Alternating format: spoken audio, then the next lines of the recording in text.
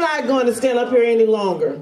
I would like to introduce to you our keynote speaker, Emelyn Stuart. Please give her a round of applause. She has been so patient. She's been here from the beginning, and she stayed here to the end.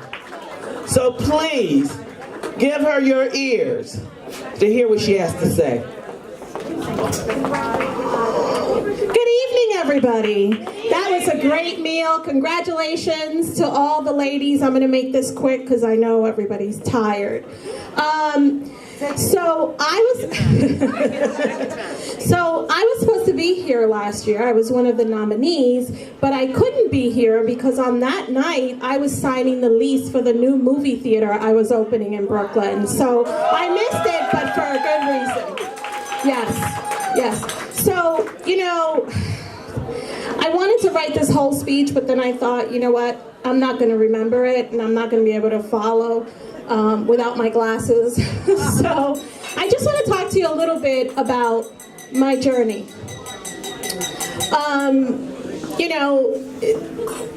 And also to tell you that you need to invest in yourself.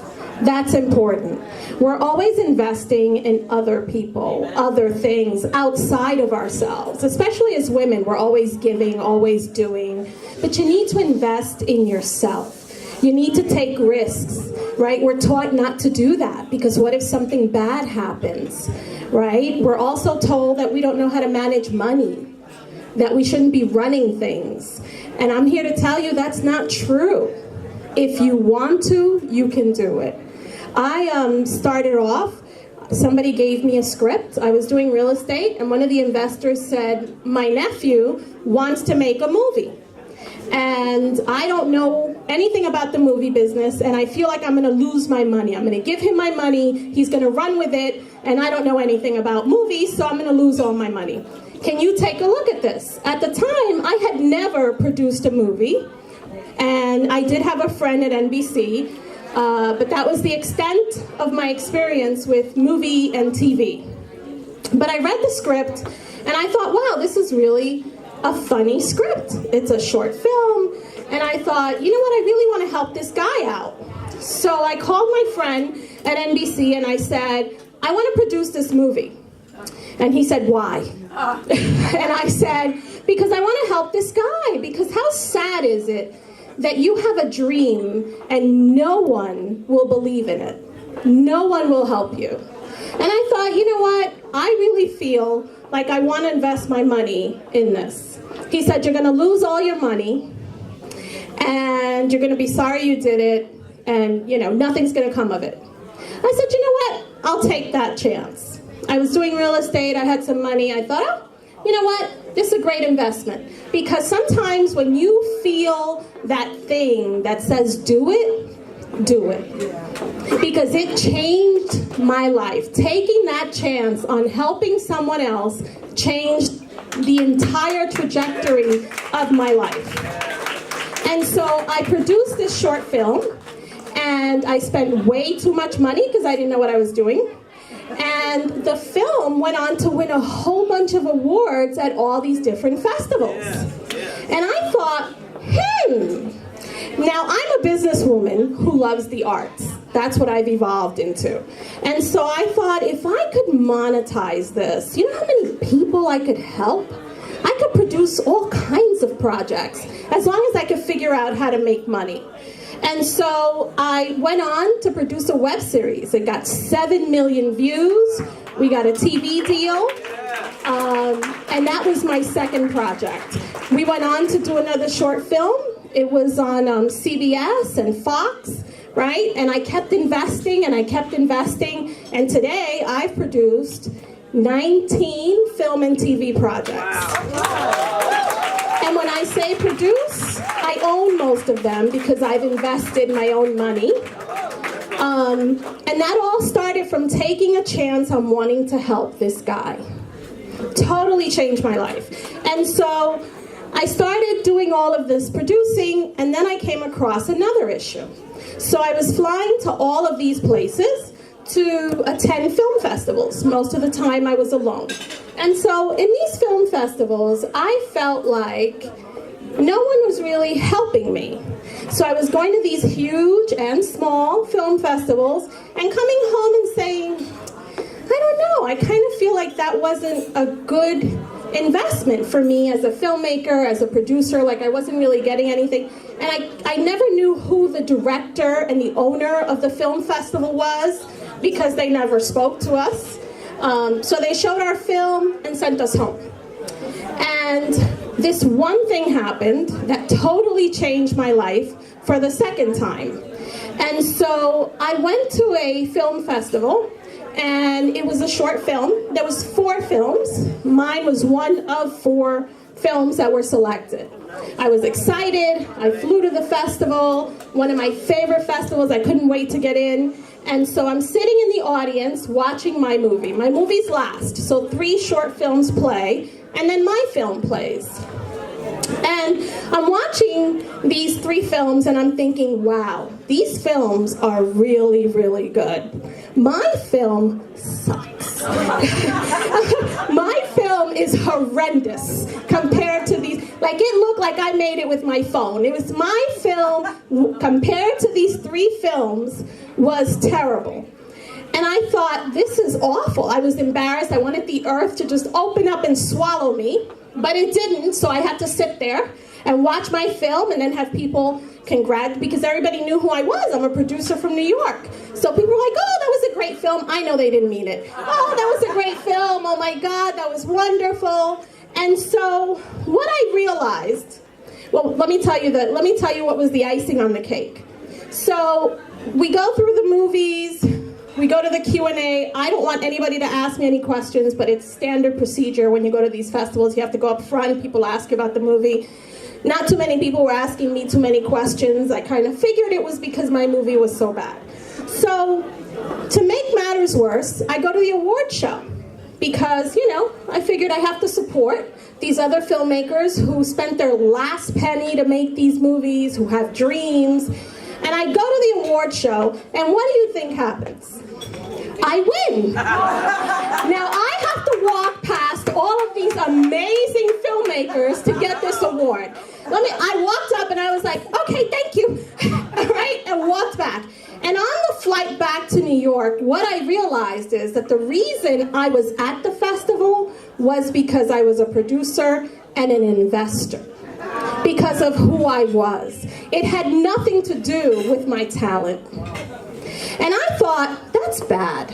That's really, really bad. And I thought, how many other amazing, talented people don't get an opportunity because all of these other people with money and power and resources get ahead of them and take those slots? I shouldn't have been there. And so when I landed, I came back and I said, I'm going to start my own film festival. I'm going to gather up all of my resources and I'm going to start my own film festival. And it's going to be non-political. So it doesn't matter who's in your film. It doesn't matter how much it costs you to make. If it is a great film, we're going to honor that film. We're going to help you make more films. And I created the Ockober Film Festival. And we are now 7 years old. We are known as a teaching festival because our filmmakers come back with bigger and better films. And we show them how to find money, how to tell stories, how to write their scripts, right? How to get distribution. And we're teaching them. And I know every filmmaker that has screened at my festival. I am there every day. They know how to reach me. They can speak to me. I know who they are. Because when I went to film festivals, I felt lost. I gained nothing from it. We created resource centers where people can go when they're at the festival and learn and meet people who can help them. And so now we're at year 7. So now I have this film festival and I'm just so excited and everything is going wonderful and I'm still producing movie and TV. And then I realized that I was having an issue with having a space for the festival, right? And that I was having an issue because no matter how great my films were, I couldn't get theatrical distribution because they only release a couple of movies a week right? That's a couple of movies a month. That's several movies a year. What happens to the other 5,000 independent films that get made? Where do they go? And how do you get past the gatekeepers so that your little $100,000 film gets seen in the theater? The answer is you don't. You don't. So I thought that's a big problem. And one of the issues for me that really was like the aha moment is one of the filmmakers last year, actually the year before, said, Emelyn, thank you. He won Best Film, and said, Emelyn, thank you for this award. This is amazing. So you've acknowledged that my film is wonderful. You have said that I deserve to win. And now you send me home. What happens to me? What happens to me? What happens to my film? How do I make money? I didn't have an answer for that. And I said, filmmakers will not be coming back the following year without me having an answer for that. So I thought, well, what can I do so that they can get distribution, so that they can have a home? Because renting a movie theater is anywhere from $2,300 to $3,000 for one showing. And with those numbers, how is a filmmaker going to make money? They can't. 100 seats, do the math. You'd have to charge $40, $50 for somebody to watch a film they've never heard of. People are not going to do that. So I thought, okay, so I am now at a crossroads. I can pump more money into the festival and give the winners some more cash. I can maybe make another film and help one or two people, right, and a crew of people or whatever. But maybe I could build a movie theater, my own. And maybe I can offer distribution. And maybe I can offer 4K projections, surround sound, a stage for music artists who pay to perform. Do you know that music artists, they pay to perform? And then the promoters keep the money at the very indie level. So here's this person who loves to sing. They go somewhere, and now they have to pay, and it's called some kind of showcase, and somebody else gets the money off their back with their audience. But how about if we build a space where they control everything? They keep the money. And so that's what I did. And filmmakers no longer have to release their content to people. I have a film that has gotten, 3 million views, and I got a check for less than $2,000 because it's a penny of a penny of a penny, right? With streaming. So there's really no money in that. Even a film that I have on Amazon Prime is not making a lot of money. So self-distribution is an avenue, but filmmakers and music artists don't necessarily know how to do that. And sometimes they pay people a ton of money, same thing with models and headshots and all that stuff. And so we're trying to do a couple of things. One is to level the playing field so we all have an opportunity, right? Creating vehicles to help people. And so, people say, well, what's next? What can I do next? And I'll say this to you. I didn't have a 5-year plan. I'm a corporate chick. Wall Street, law firms, that's what I did. Military, very disciplined. And what I learned is that I don't need a 2 or 5-year plan. It's good to have dreams, right? But what I need to know is what is the next best thing to do. Don't overwhelm yourself with this big plan of where you're going, right? Just tomorrow. I wake up today, what is the best thing for me to do today that will honor my purpose? Right? So first you have to figure out what your purpose is, what you love to do, what you would do for free, right? Because there was movies where I made no money. No money. I don't even know who saw it. No money, right? So, but I would still do that, even if I made no money, because there was a passion in me about it.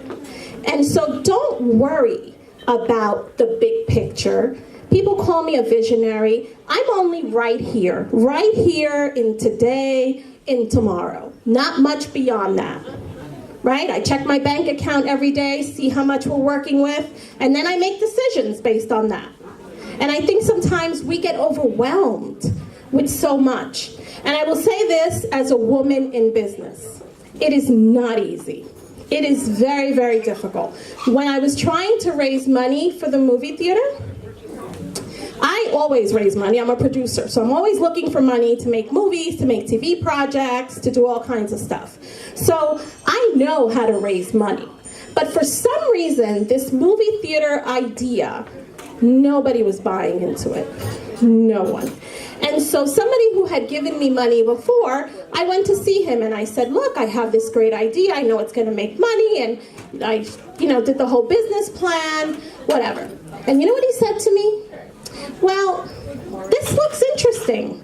I think you should come back with a partner. What kind of partner? Why?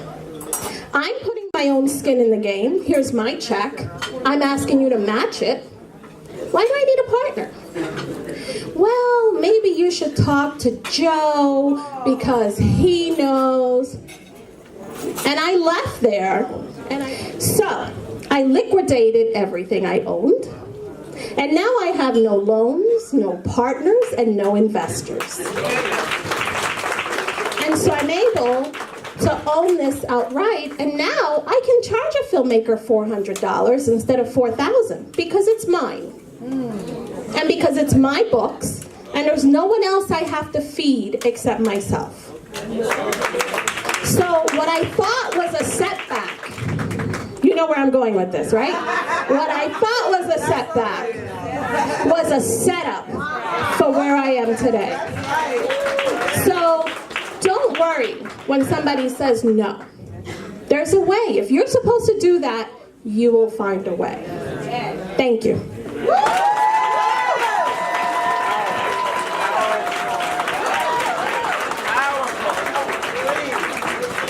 You'll see me in your restaurant. I hope you're going to be there. Powerful, powerful, powerful. Excuse me. Emelyn, please. That's all right.